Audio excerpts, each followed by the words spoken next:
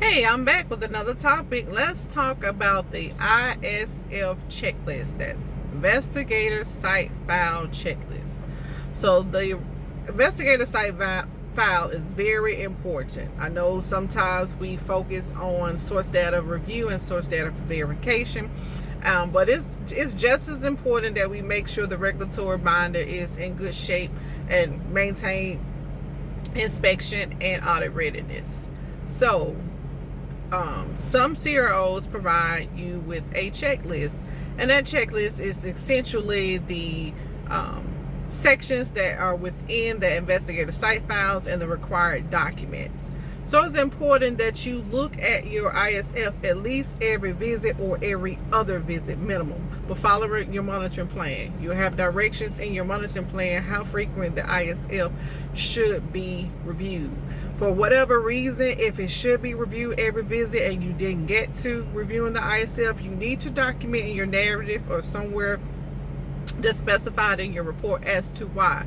Never just indicating that you ran out of time. You don't want to ever say that. You want to indicate you prioritize IP reconciliation, or you prioritize source data review and source data for verification. So whatever you spent the majority of your visit doing that kept you from being able to look at the ISF, you need to indicate that. But you do need to make yourself a reminder, and this can be within the report. Some systems are set up where you can make yourself a CRA task to remind you when you go back the next time that you look at the ISF, or you can just put it in your your narrative that is your plan for your next visit. What I have noticed is that a lot of times sometimes we indicate in the report what is on site, but we fail to reconcile it with the trial master file. So if there is a document that should be pulled in the trial master file, we as CRAs need to make sure that that is done. Now, whether that means you have the site email it to you and you scan it in yourself, or you make copies and you scan it in at your home office, or they are emailed to you and you have another role like a CTA that can do the uploading. At the end of the day, it's still your responsibility that those documents are filed in the TMF. So, for example, if I have a protocol amendment that has taken place, the protocol signature page or the visibility of the protocol in the ISF is not the only thing that I need to make sure is done. You need to pull that protocol signature page for the eTMF, and you need to document the time, or the date rather, that the PI has signed it in your report.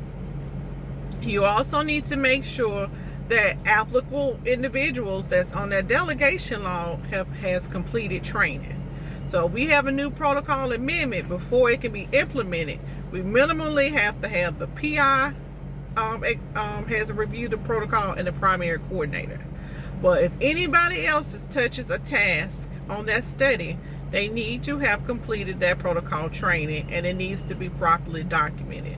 So it can be sometimes that you'll go to the site and the only documentation you have is the primary coordinator and that PI. But please, please, please do not forget that everybody else on that delegation law is required to do that training as well, unless they are maybe a regulatory person or a third-party vendor. So sometimes you have some clinics that have their own laboratory or their own radiology department, and it just depends on the SOP of that facility. They might not have those individuals on the delegation log, but they do document some type of in-service training that they provided the updates, and those individuals have acknowledged that they understand, but they might not be listed on the primary delegation log.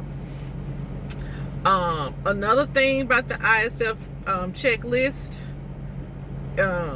again, is the reason why you're looking at that list, because you want to make sure documents or reconcile in the ETMF. You do not want to get to a closeout visit and trying to get 50 or 100 documents to pull from the site.